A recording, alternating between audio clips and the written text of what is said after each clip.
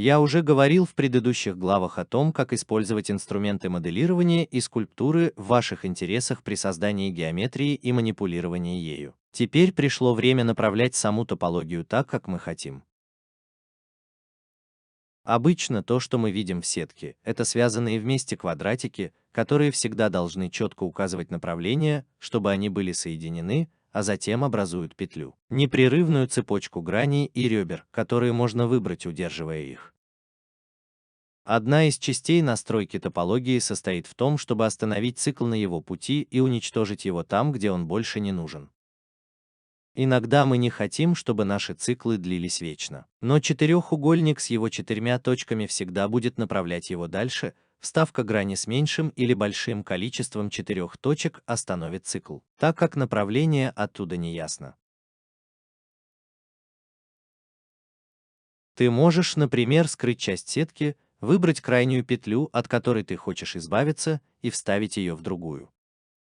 Ты также можешь выбрать контур края и нажать Ctrl+X, чтобы распустить твой выбор. Не забудь использовать выделение ребер для этого, чтобы растворять только ребра, а не сами вершины или грани.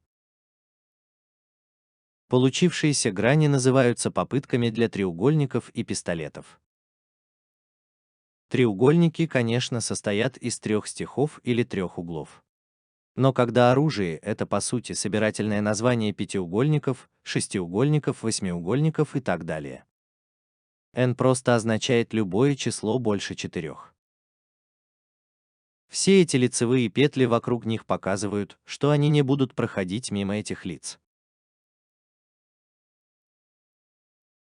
Конечно, можно убить сразу больше петель, чем одна. Один из способов — это соединить три краевые петли в одну, а затем заполнить полученные два треугольника одним ромбовидным квадратом.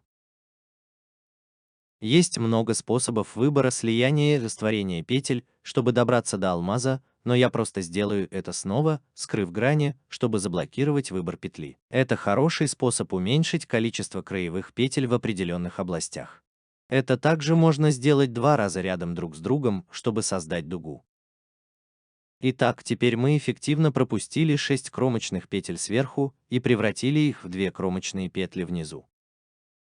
Но это вводит еще одну важную часть настройки вашей топологии, которая заключается в перенаправлении циклов вместо того, чтобы просто убивать их. Если мы все выберем лицевые петли вокруг ромбовидных квадратов, мы увидим, что две петли, которые ведут прямо к ромбам, теперь изменили свое направление.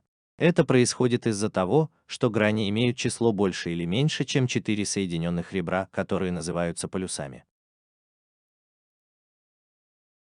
Итак, мы сократили количество кромочных петель. Но лицевые петли были перенаправлены, опросы всегда будут отмечать явный сдвиг направления в топологии вместо того, чтобы просто убивать цикл на его пути. В общем, ты всегда должен использовать только шесты с тремя или четырьмя соединенными ребрами, никогда не превышающими 5. По причинам, о которых я расскажу чуть позже. Один из способов, которым мне нравится объяснять поведение этих двух типов опросов, это рассматривать их как северный и южный полюса магнита. Трехполюсный всегда притягивает петли к себе и огибает их, в то время как пятиполюсный отвлекает петли и отталкивает их от них.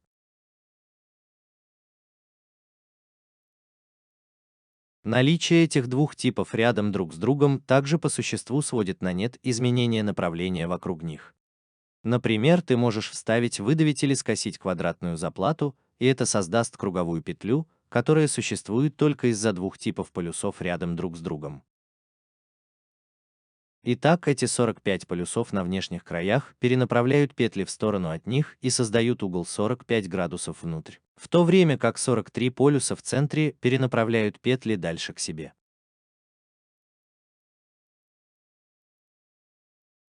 И согни лицевые петли еще на 45 градусов, это создаст изолированную круглую заплатку между полюсами и сохранит заплатки внутри и снаружи квадратными.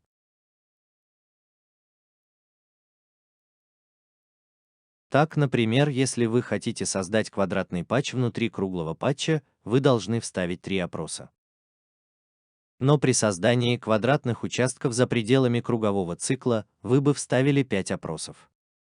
Перенаправление циклов — это то, что ты будешь часто делать во время чтения извинений. Но с практикой логика этого становится все более второй натурой, пока ты читаешь извинения за первые несколько раз. Хорошо иметь на сайте небольшую шпаргалку, чтобы напомнить себе о принципах. Вы можете найти ее в каталоге ресурсов курса. Так что если 5 полюсов и 3 полюса являются противоположными силами, это означает, что если они когда-нибудь сольются, они станут обычной предусмотрительной вершиной. Опять же, это очень хорошо показывает динамику власти между ними и то, как они уравновешивают друг друга. Но если оставить обе стороны динамики без внимания, это создаст вакуум власти без трех полюсов и квадратного пятна, которое они создают в центре. Круговые петли будут продолжаться бесконечно и в конечном итоге приведут либо к дыре в сетке, либо к треугольному вееру, где все просто как бы сворачивается само по себе. Невозможно просто иметь 5 полюсов или только 23 полюса рядом друг с другом. Это точно так же, как не может быть северного полюса без южного полюса. Ты мог бы попытаться подтолкнуть его, хотя и, например, попытаться заставить 5 полюсов рядом друг с другом с двумя бубнами без каких-либо трех опросов между ними. Но это просто создало бы два полюса в центре, а мы хотим избежать целых 6 полюсов. Точно так же наложение трех шестов друг на друга было бы возможно только с помощью шестигранников и пистолетов. Похоже, мы избежали любых 5 опросов. Но вот причина, по которой пистолеты играют важную роль в этом деле. При разделении объекта все грани будут разделены на кварц. Значит, когда у тебя есть треугольник или угольник, они получат столб в центре.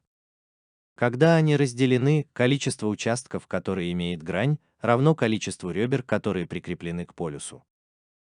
Значит, в треугольнике будет 3 полюса, а в пятиугольнике или пятиугольнике будет 5 полюсов. Так что, хотя кажется, что у нас есть 43 полюса рядом друг с другом без какой-либо противодействующей силы, это не так. Шестигранные пистолеты — это другая сторона силовой динамики, потому что они эквивалентны шестиполюсному при разделении. На внешних краях также есть 3 полюса, которые являются частью этого. Но ты же понимаешь, как разделены эти лица. Значит, мы можем использовать эти методы для перенаправления и уничтожения циклов и создания динамики власти, которую они приносят с собой. Но вот причина, по которой так сложно использовать импульсные треугольники и пистолеты в сетке при разделении сетки. Поскольку 3 опроса всегда будут притягивать петли к себе, они производят некоторое защемление на поверхности, а 5 опросов некоторое растяжение, поскольку они отвлекают петли на плоской поверхности. Это не проблема, но на изогнутой поверхности. Это большое может стать очень заметным. И если поверхность деформируется из-за буровой установки или форменных ключей, это может стать еще хуже. Это одна из причин всегда избегать любых пистолетов или шестов с более чем 5 точками. Поскольку растяжение просто станет слишком большим для одной точки, создайте, например, эндган с 10 сторонами. И вы сможете увидеть безумное растяжение, которое происходит с шестом в центре. Так вот почему пентагон является единственно приемлемым и исчезает большую часть времени. Но еще одно важное замечание. Если вы планируете экспортировать свою модель, убедитесь, что конечные пистолеты поддерживаются в программном обеспечении, в которое вы экспортируете его несколько лет назад, и пистолеты также не поддерживались в Blender. Так что, зная об этом ограничении. Итак, опросы создают проблемы, когда мера подразделяется, но по крайней мере есть способы замаскировать их. Один из них состоит в том, чтобы размещать опросы, треугольники и пистолеты на преимущественно плоских поверхностях, не связанных с какой-либо сильной кривизной поверхности. Это также включает в себя края плоских участков, которые могут сделать опросы очень заметными, если они будут размещены там. Ты, по сути, помещаешь проблемную геометрию в карантин на преимущественно плоские поверхности, и они не будут хорошо видны. И также хорошо иметь в виду, что геометрия, на которой размещены опросы, не будет сильно деформироваться при фальсификации, а если и будет, то поверхность останется в основном плоской. Но если текстуры используются на поверхности, этот метод сокрытия экстремального растяжения может даже не сработать, так что знайте об этом. Еще один способ скрыть опросы, треугольники и пистолеты — это спрятать их в складке, где они менее заметны. Тем не менее, их лучше размещать не в центре или по краям складки, а в основном на плоских поверхностях внутри них. Одна вещь, которую я обычно люблю делать, это бросать петли в яму или альтернативно то, что я называю кладбищами.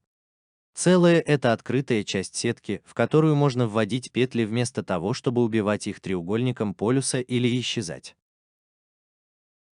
Просто важно, чтобы все было спрятано, как, например, внутри ухоноса или за льдом.